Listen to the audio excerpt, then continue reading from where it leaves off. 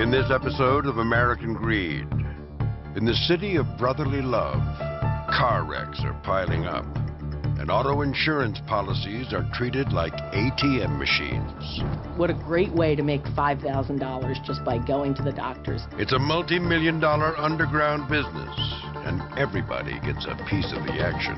The lawyers are in on it, the doctors are in on it, the body shops are in on it, the tow truck operators are in on it. But when the outfit begins to crack, the game turns deadly. Pop, pop, pop, pop, pop, pop, pop. Gunshot to the back of the head, looking directly at me. And the promise of easy money for the participants proves as phony as the car wrecks themselves. And I'm getting crumbs and end up in jail. I mean, for what?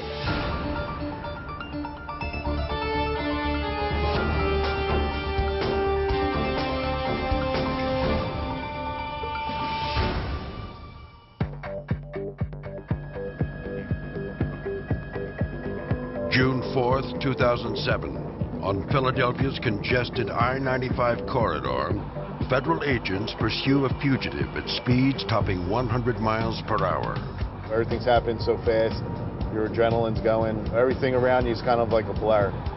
Detective Bob DeFrancesco and FBI agent Brian Paccioli are in hot pursuit. They're chasing Jerry B.J. Blasingale, a tow truck driver wanted for staging more than a dozen car accidents, bilking insurance companies out of millions. Now, he's making a break for it. Going in and out of traffic, coming within inches of wrecking them and wrecking himself. Agents will put their lives on the line, attempting to make the arrest. Blasingale is part of a massive $2 million auto insurance fraud ring. A ring that has been thriving on the streets of Philadelphia for the last 4 years. And it all starts with a man who goes by the name Popsicle. In 2003, Wallace Morris, a.k.a. Popsicle, or Pop, is looking for his next big score. The 390-pound, 36-year-old is a prominent figure in the Germantown section of Philadelphia.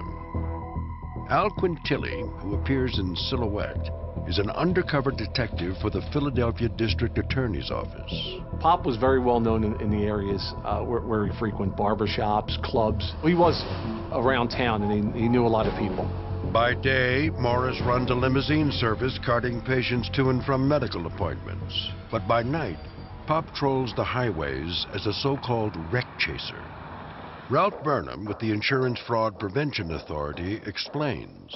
A wreck chaser is someone with a tow truck who drives around the highways, particularly around here in the Philadelphia area, and when they see a vehicle, they zip up to it and try to get the tow on that vehicle. The chaser then brings the damaged car back to a body shop, which pays him a commission, usually around 20% of the repair bill. Occasionally, Morris partners with another wreck chaser named Jerry Blasingale, a.k.a. BJ.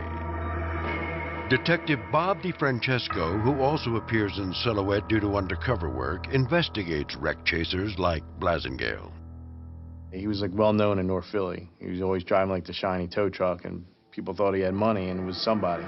According to DeFrancesco, their operation works like this. Morris, in his own car, speeds ahead to the site of a wreck. It's a lot easier to drive in a normal vehicle and get to the scene of accident when you're trying to race to a scene with a tow truck. Once Morris gets the towing job, Blasingale tows the wreck. It's a nimble operation, and the pair knows exactly where to bring the cars.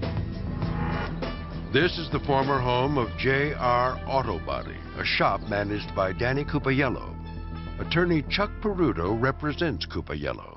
Well, Cupaiello was the body shop of choice because he was generous. He really took care of the tow operators. And when the car came in, they knew that he would do more damage to the car. That is, he'd ram it into the wall or back another car into it and do more damage. The practice is called damage enhancement. And as Ralph Burnham explains, scammers in Philadelphia have refined it into an art form. One body shop had actually fitted, allegedly, a number of bumpers to a forklift so that they could drive it, crash it repeatedly into the vehicle that had been brought into the shop. More damage means a bigger claim. A bigger claim means a higher commission for the chasers. But sometimes wrecks run scarce, and Blasingale needs to get creative. He would have girlfriends and talk them into buying cars for him, and then he would wreck them on their insurance claims. These staged accidents are a rough sketch of what will later become a multi-million-dollar masterpiece of fraud. In its early incarnation, ring members will go to great lengths to ensure things look legitimate when the cops show up. Cupaiello has even been known to perform some on-the-spot dentistry for one of his accident victims. Danny tied a string around his tooth and pulled his tooth out, causing him to bleed profusely, and he told him to start spitting the blood around the car, around the dashboard, and around the steering wheel, and around the windshield. So it would look like a legitimate accident, like a legitimate impact. The racket is paying off, even for the guy with the string on his tooth. But Morris and Blasingale wondered if they can run the con without anyone bleeding. Thanks to an old childhood friend of Blasingale, it's about to get a lot easier. Drexel Reed is a 32-year-old Philadelphia Highway Patrol officer. He and Blasingale grew up together and now work the same highways. Sometimes Blasingale asks Officer Reed to write police reports when officers don't respond to the wrecks he chases. He would tell them that, oh, like no one ever responded, or, you know, we waited, here's all the information for the cars that were involved. You want to write up a report? Blasingale soon realizes this can become the perfect scam. Well, then I guess BJ saw that it was easy, just give him information, and he would write up the reports. Up next, watch Blasingale and Morris turn police reports into profits. You could do this week in and week out and never get caught.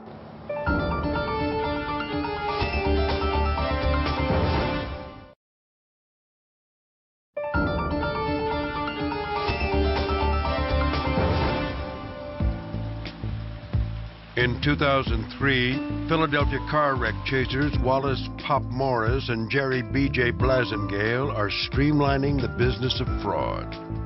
The duo makes commissions by bringing wrecks into local body shops. When business is slow, they stage their own crashes. But now, they'll take it to another level, where there's no need to crash cars at all. Here's the plan. Highway Patrol Officer Drexel Reed, a childhood friend of Blasingale, will write police reports for collisions that never take place, a concept they call paper accidents. And that's solid gold to these guys. I mean, come on. All they need is a police report to say this is how it happened. So you could do this week in and week out and never get caught. Paper accidents are the holy grail for a lazy con man. It takes the work out of everything. Bringing people to a scene, waiting for an officer to arrive, actually damaging the cars. Morris and Blasingale now have the perfect weapon to rob insurance companies blind. And even better, the fake reports come cheap. Drexel would do this for what he termed lunch money. Could have been $20, could have been $100. But the one thing they still need are people with real insurance policies. They ask around for volunteers who might be interested in some quick cash. In January 2004, Angelina Adu is raising 3 children and facing eviction. A relative says a man named Pop can help. He said, listen. You drive, right? Yeah? Well, you know, let's do something with the car. We're going to get rid of this car and create a situation. You know what I'm saying? Morris says they will damage the car and then send it to a body shop. A few weeks later, she will get an insurance check worth thousands. All she has to do is give him a small portion for his trouble. You don't want to do the wrong things. But this is, you know, we live in a society where you got to make ends meet for your kids, your family, and they come first. It's a hell of a wall to be put up against. She gives Morris her car. He and Blasingale will use a U-Haul truck to ram the bumper and then have Officer Reed write up an accident report. But while waiting for their fake report, they run into some parking trouble with Adu's car. They call me and tell me, you got to go pick up the car because they've towed it away, we parked it somewhere, and we lost the car. So you got to go get it. I was like, oh my God, now I really don't want to do this. The duo may be dysfunctional, but the promise of money is enough. Adu retrieves her car from the impound lot and hands the car over to Morris for a second time. In a few weeks, she received a check from the insurance company for $1,800. She says Morris collects $600 for his role, but he can keep upping the game for more. Morris gets wind of a crooked chiropractor, Dr. Stephen Rios, who will pay a kickback of up to $800 for new patients, legitimate or not. Morris sends Adu to see the doctor, telling her that if he treats her, she can get an even bigger personal injury settlement. When she arrives, Dr. Rios seems to know more about the accident than she does. He kept saying, "Your back, where's your back hurt at? Did you injure it before?" And I said, "Yeah." He was like, "Well, but you were healed already, right?" I was like, "Yeah." And when Dr. Rios sends his report to the insurance carrier, all sorts of injuries appear out of nowhere. These sorts of soft tissue injuries are difficult to disprove, says Bob DeFrancesco, a detective with the Philadelphia District Attorney's Office. You can have an IME, which is an independent medical exam. Someone else even look at the patient and say, well, yeah, he's complaining of pain, but I don't see anything wrong, but I can't deny that this patient is complaining of pain. After seeing Dr. Rios, patients like Adu are directed to see attorney Glory Kasner. In a one-stop shop for insurance claims, Kasner actually operates inside the chiropractor's office. She never had her own law office. She would sign up patients using a little, you could call it an office. It was very, very small, almost the size of a large closet inside of the chiropractic center, and she would meet clients there. According to Adu, Kasner also seems to know more than she does. She's like, "Well, what did you injure? In your back, right? Your lower back?" I was like, yeah. So it's pretty much, I didn't really have to say anything. Adu is told to return several times a week for the next 6 months. Kasner typically settles personal injury claims for tens of thousands of dollars, taking a cut of at least 25%. And Dr. Rios isn't shy about gouging insurance companies either. While Adu visits the office about a dozen times, Rios bills for more than 50 visits. The liability limit was usually up to $5,000, so he would bill right up to $5,000 and then write a closing memo for the claim saying that he's cured. Everyone gets their piece. The crooked chiropractor, the litigious lawyer, the shoddy body shop, the corrupt cop, the so-called victim, and of course, Wallace Morris and Jerry Blasingale. But the money doesn't come without a price, according to Ralph Burnham at the Insurance Fraud Prevention Authority. He says fraud hurts consumers, not only through higher premiums, but also in longer waits and bureaucratic obstacles for legitimate claims. One of the largest reasons consumers express dissatisfaction with their insurance companies is their perception when they file a claim that the claim is not paid quickly enough or that they're being asked too many questions or for too much information. Part of the reason they're asked for that amount of information and documentation is because insurance fraud is out there. During the next year, Pop Morris and B.J. Blasingale reel in the dough. They put together 19 accidents, earning nearly $560,000 in kickbacks and settlements. But Highway Patrolman Reed and his imaginary reports are the key to the scam. And the only road to Officer Reed goes through his friend Blasingale. If Morris could find his own cop, he could strike out on his own and keep the cash for himself. Coming up, Morris searches for his own corruptible cop and expands operations. 286 people were involved in this scam. He was looking to make money any way he can.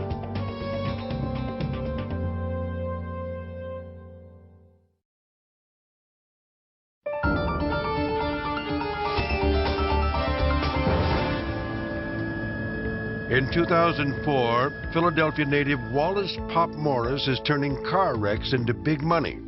He and his partner, Jerry B.J. Blasingale, use fake police reports to con insurance companies out of millions.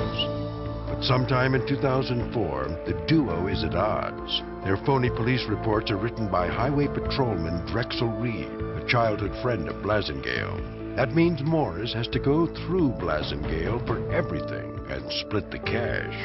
But a chance meeting will change all that. Deshane Riggins is a 25-year-old undercover Philadelphia police officer based out of the 14th District.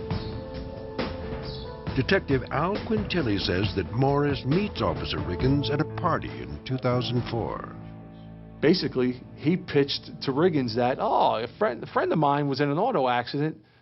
Could you do me a favor and make this report? Officer Riggins, who believes this is just a favor for a friend, writes a police report for the accident. But Pop soon returns, and now he's offering $500 cash. And he realized that I'll BS Shane the first time with a friend or family story, and then after that, I'll just pay him because that's what we do in this business. Though Deshane Riggins now suspects the accidents are fake, he looks the other way in the name of making a few bucks. Morris finally has a cop in his pocket. All he needs are willing volunteers to pose as accident victims. Prosecutor Linda Montag says he starts with people he's close to. He started with friends, family members, people who he knew from the community, and then convinced them this is a quick way to make money. He cruises the Germantown neighborhood fishing for participants in barbershops, clubs, even the local grocery store. He ran into people in grocery stores and see a young girl and just picture the way to make money, and they would go along with it. If it's easy and they can make a few dollars, it's the way to go. And victims are easy to find. In November 2004, Donna Schluter is approached by her boyfriend with an opportunity to make some quick cash. He had basically a come up on a way to make money, and that there was no way you can get caught. It's basically filing fake insurance claim, and you would get paid for it. And it's all on paper, no accident necessary. Ignorant of the potential legal consequences, Schluter is intrigued by the idea. Everybody needs a little money here and there, a little help. I figured it, why not? If you can't get in trouble, then why not do it? She meets with Morris, who takes her to an attorney. Pop was in the office with us. They already had it written down. Going down Germantown, and we hit a pothole and somebody hit me. It was just a bogus story. After her appointment with the attorney, Schluter is taken to a chiropractor, where she has a similar experience. Why are you here? Well, I had a car accident. We were sent from our lawyer to come and get treatment, and he didn't really ask anything. She is told to return 3 times a week for the next 6 months. No small task, but Schluter doesn't mind. You know, you're going for a free massage every 3 days out of the week for 6 months. Who wouldn't like it? In the end, she is awarded a $5,000 settlement. The attorney takes $2,000. And the rest? I was stupid enough and handed it over to my ex. He dealt with Pop, gave him a little bit out of that check. And then after that, I didn't really see any of it because he wanted to pay his rent to get himself out of debt. But others fare better. And word of Morris's business spreads fast. Soon, Officer Riggins is working overtime on the fake reports. Ultimately, he was doing 2 accidents a month. Would have been anywhere from $600 to $1,000 a month Deshane was receiving from Pops to write these fake auto accident reports. And Morris is raking it in.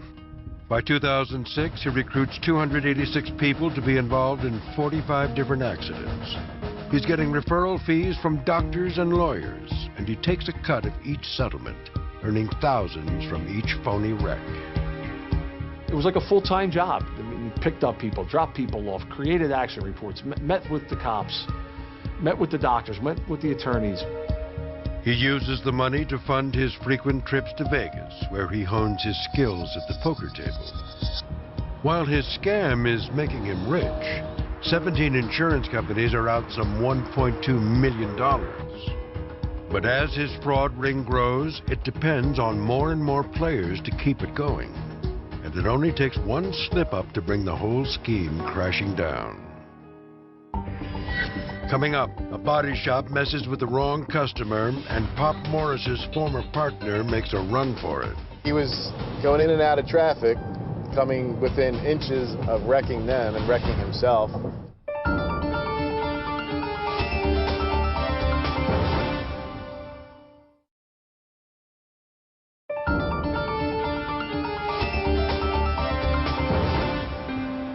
In 2005, a massive insurance fraud ring is thriving on the streets of Philadelphia.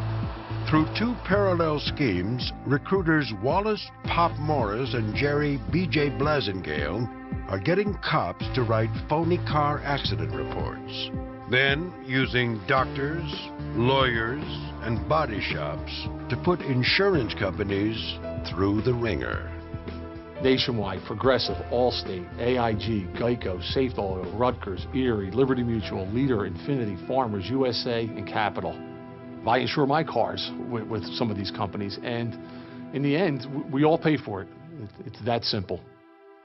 But the bigger the fraud ring gets, the more vulnerable it is to discovering. And in December 2005, JR Auto Body Shop, a major player in Blasingale's fraud, attracts some unwanted police attention. Detective Bob DeFrancesco with the Philadelphia District Attorney's Office receives a complaint from a retired officer. The former cop says she took her car into JR Auto Body after an accident, but the owner, Russ Tedesco, cashed the check and never fixed the car. DeFrancesco first pays a visit to the shop's manager, Danny Cupiello. We initially went in and talked with Danny from the point of view that he'd be able to help us with the scam that Tedesco had been pulling on the customers, not repairing the cars and still cashing the checks. Turns out he's pulling his own small-time scam. But as DeFrancesco begins reviewing the shop's records, he realizes Cupiello has been participating in something far more sinister. As we got further into it, we found out that he was actually a planner of a lot of staged accidents and a participant in a lot of the staged accidents, as well as being a runner for doctors and lawyers. With DeFrancesco on his tail, Cupiello contacts his lawyer, Chuck Peruto.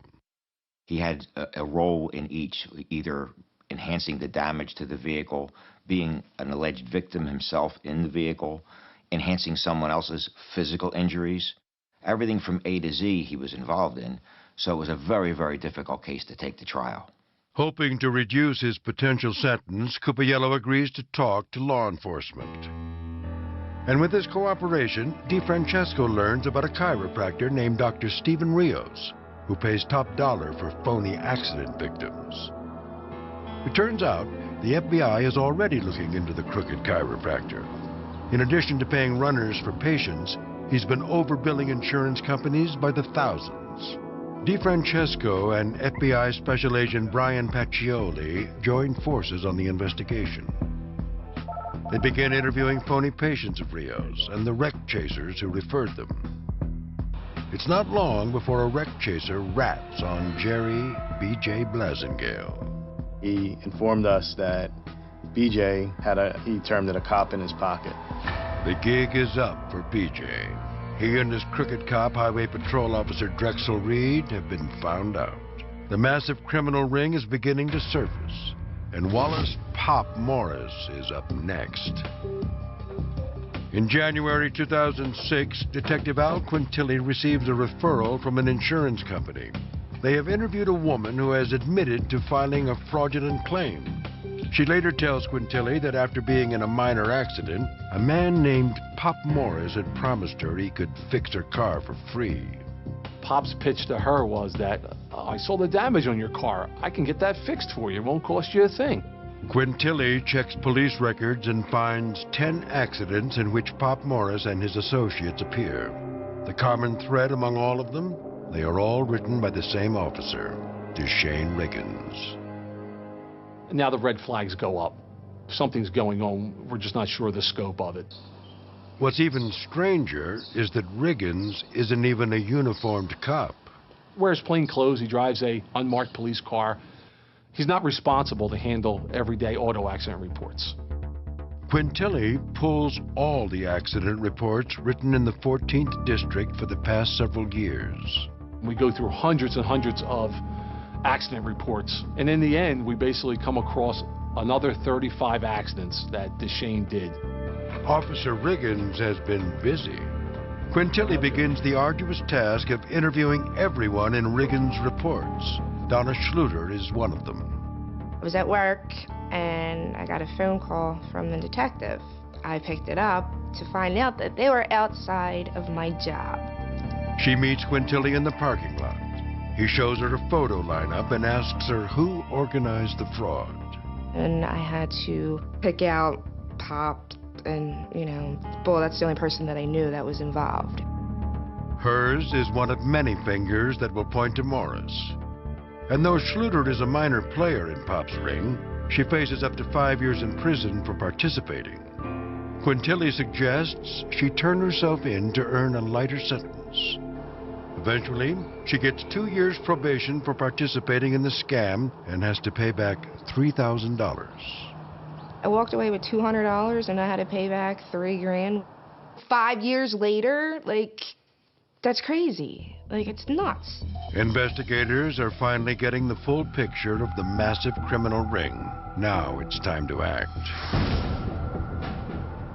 Agents Bob DeFrancesco and Brian Paccioli are moving in on B.J. Blasingale and his puppet cop, Drexel Reed. On the morning of June 4th, 2007, Officer Reed turns himself in. But Blasingale is nowhere to be found.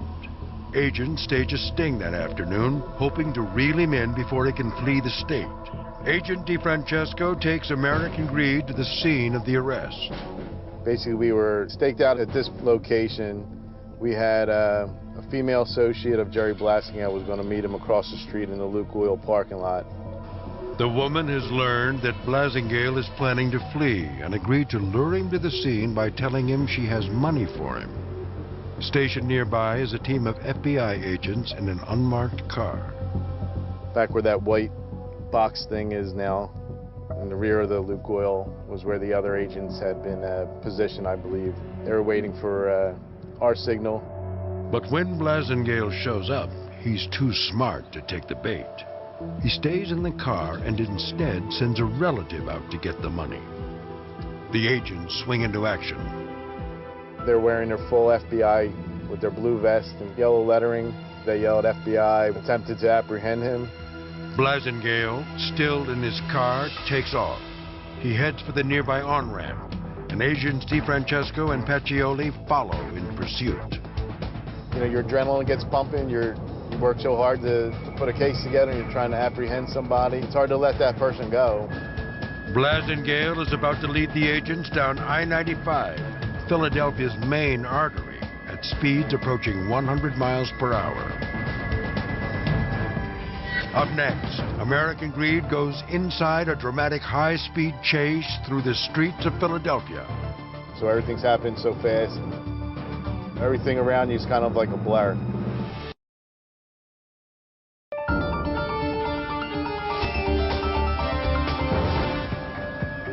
June 4th, 2007. Detective Bob DeFrancesco and FBI agent Brian Paccioli speed down Philadelphia's congested I-95 corridor.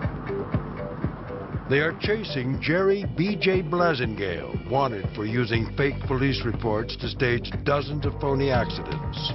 As they dodge traffic at breakneck speeds, approaching 100 miles per hour, DeFrancesco wonders why it's come to this. Yeah, he was going in and out of traffic, coming within inches of wrecking them and wrecking himself. And you think to yourself, you're fleeing over insurance fraud. To us, it was a little surreal, A few miles ahead, highway patrol cars form a sort of moving barrier to slow down traffic. They try and line up in each lane. If they don't have a patrol car, they would go side to side with their lights on. But Blasingale takes the shoulder and slips past the jammed traffic. The agents pursue and catch up just as they approach the Girard Point Bridge. Halfway across the river, they've got Blasingale surrounded. We have BJ in front of us. Behind us, there was a marked unit, Highway Patrol. And to our outside, there's another Highway Patrol unit, all assisting in the pursuit. And when he's cornered, he lashes out. Lasingale decided to drive right into the side of our car, which kind of took us off guard. The agents strike back. Slammed our car in his direction, forcing him into the concrete barrier, which is a guardrail, ending the pursuit and ending the danger to us and to the general public at that point. When agents search the car, they find bags full of clothes, as well as his brother's driver's license and birth certificate, and an off-duty police badge, indicating that Blasingale had planned to flee the city that day. Meanwhile, Blasingale's former partner, Wallace "Pop" Morris, is in trouble. The other ringleader of the $2 million scam has caught wind that detectives are onto him. His entire outfit is run for the hills, and the key to his plot, Officer Deshane Riggins has quit his side job as the author of Pop's phony police reports.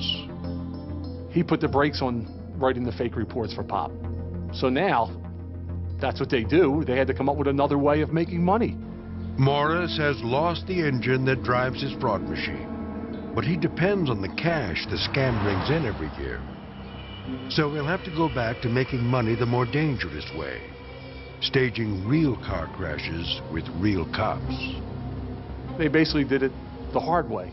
They had to get 6 people, 2 cars, and everyone go sit in an intersection and call 911 and wait for the police officer to come and write their report. It's a pain for Morris, but proves deadly for one of his victims. In the early morning of June 5th, 2007, the night after BJ's dramatic high-speed pursuit, Pop Morris and his associates drop off a group of 6 potential accident victims at the corner of Church and Bainton. This man, who we will call Jeffrey, is one of them. He's been lured to the scene by the promise of $5,000. He watches as Pop Morris's associate goes to work. This guy had parked the car. He took the car, ran another car into the back of the car. Boom. So it looked like it was an accident. They call 911.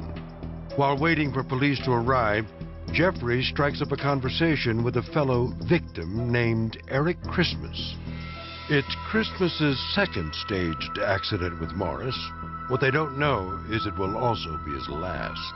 But he was a good dude for a little bit of time that I spent with him. He was more of the one that was trying to keep everybody on a peaceful atmosphere. The peaceful atmosphere is soon interrupted by a passenger in a beat-up white sedan. We hear this noise coming down the street. Pit, pit, pit, pit, pit, pit, pit, pit, pit, pit, pit, pit, pit, pit, pit.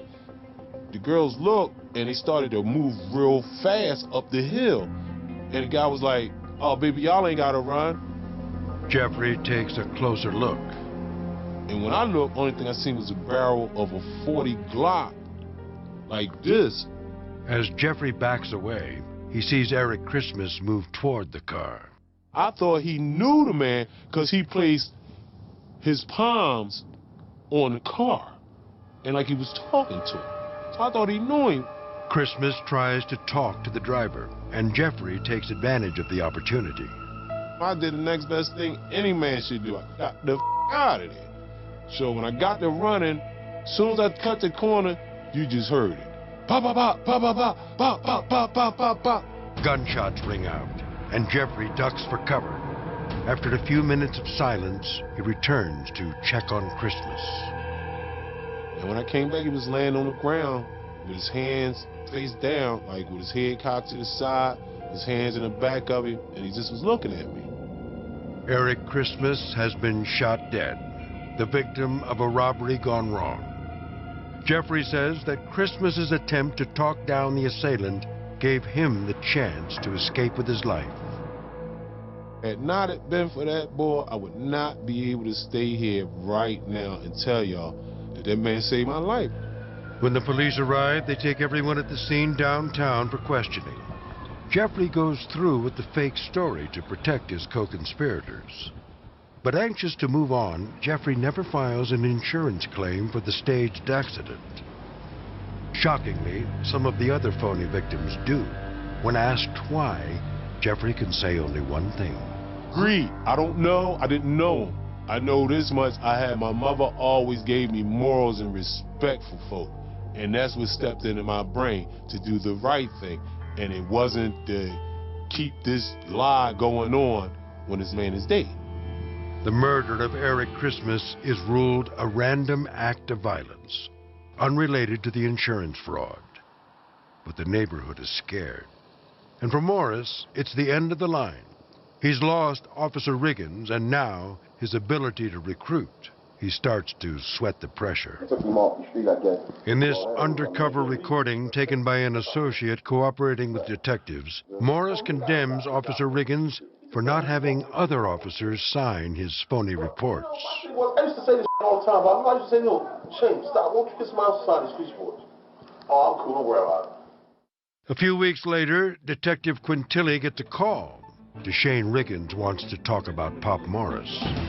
Up next on American Greed, Morris's own words finally bring him down. And he's telling his co-conspirator not to speak to the police. It's proof of a guilty conscience.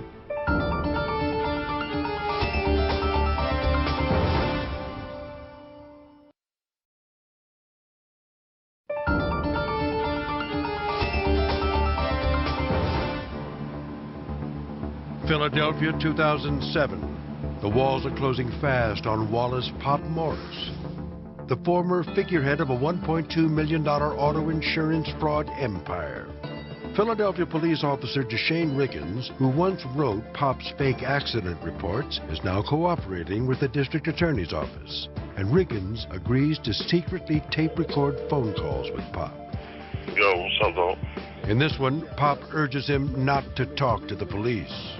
Hey, nothing. As long as you stick to your guns, homie. Prosecutor Linda Montag says this is a home run. What you hear is Pop saying, don't talk to anybody, don't tell them anything, don't speak to the detectives. And what that shows is Pops knew what he was doing was wrong, and he's telling his co-conspirator not to speak to the police. It's proof of a guilty conscience. In late July, Detective Al Quintilli of the Philadelphia District Attorney's Office executes search warrants at the homes of Morris and Officer Riggins.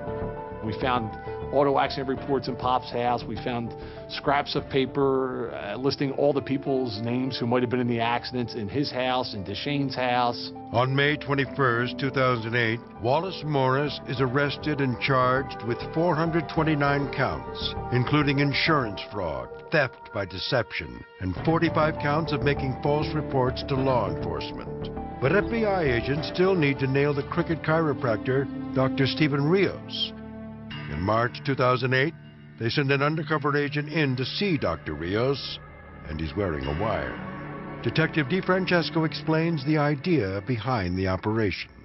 Not going to tell him anything about his injuries, not going to tell him anything about what kind of accident he was involved in, and then to see what type of report the doctor would write about that initial meeting. The tapes reveal an initial visit spent mostly discussing Rios' new condo and the Philadelphia Eagles season. Talked about everything except his injuries, what type of accident he was in, what kind of pain he was in. But in Rios' report to insurance, he claims his neck pain is severe, his sleep is moderately disturbed. He states that sitting over 15 minutes causes him pain and discomfort. Walking over a quarter mile causes him pain. Everything that he put on a report was never said to him. And that just proved, that all the reports that we had gathered that were all validated by that one undercover. In February 2010, Dr. Stephen Rios is charged with 23 counts of mail fraud. He pleads guilty and gets 4 years in federal prison. Glory Kasner, the attorney who practiced out of Dr. Rios' office, pleads guilty to 2 counts of mail fraud and gets 3 years of probation for filing the false claims. She is also suspended from practicing law. Meanwhile, Jerry B.J. Blasingale pleads guilty to the fraud charges, but contests charges of assaulting an FBI agent during his high-speed pursuit. He tried to argue that He never hit us, that we hit him repeatedly, and he didn't realize that we were cops, even though we had 7 marked units chasing him, along with our Crown Victoria, which had lights and sirens on it. He tried to tell the court that he thought it was someone trying to do a hit on him. He is eventually found guilty and gets 8 years in federal prison. His childhood friend, Officer Drexel Reed, gets 2.5 years in prison for writing the fake accident reports. According to him, it wasn't for the money. It was just because he was friends with BJ and he thought, he was doing it for a friend. And essentially, he gave up his whole police career for these stupid reports. Daniel Cupayello, the damage-enhancing mechanic, is given 5 years of probation for his cooperation in bringing down the ring. The judge said from the bench, as brilliant and as calculated as he was in committing the crime, he was just as brilliant, calculating, and honest in leading them to every individual who was involved. Wallace Pop Morris, a ringleader of the massive underground business, pleads guilty. He is sentenced to 4 to 10 years in state prison and another 33 months in federal. He's ordered to pay almost $500,000 in restitution. His puppet cop, Deshane Riggins, is stripped of his badge. He is given a year of house arrest and 7 years probation. Riggins loses his pension and now works in construction. In total, the damage done is staggering. We investigated over 100 fake accidents. Nearly 218 people were arrested, and a total claim amount of nearly $2 million. $2 million in claims that, according to the insurance industry, will get passed on to consumers. Like Morris himself, in his day job as a limo driver. The victims of insurance fraud are those of us in the public who pay regular insurance premiums. The judge that sentenced Morris mentioned that at his sentencing. She stated, "I find it ironic that your limousine service closed down and you complain it closed down as a result of high insurance rates." Donna Schluter, who just wanted to make a quick buck, now finds herself with criminal records. It seems all fine and dandy with rainbows and, candy canes, but it's just going to come around and bite you in the ass in the long run. For others, like Angelina Adu, it hits even harder. You can't get a job because you got a record. You can look as sweet and beautiful as you want, but I did something wrong to keep a roof over my head, and so today I have to pay for the things I did. It's a tough lesson, taught by scam artists Pop Morris and BJ Blasingale. $1,200, have to give $600 away to the person that is, getting hundreds of thousands of dollars, and I'm getting crumbs and end up in jail. I mean, for what? It ain't worth it.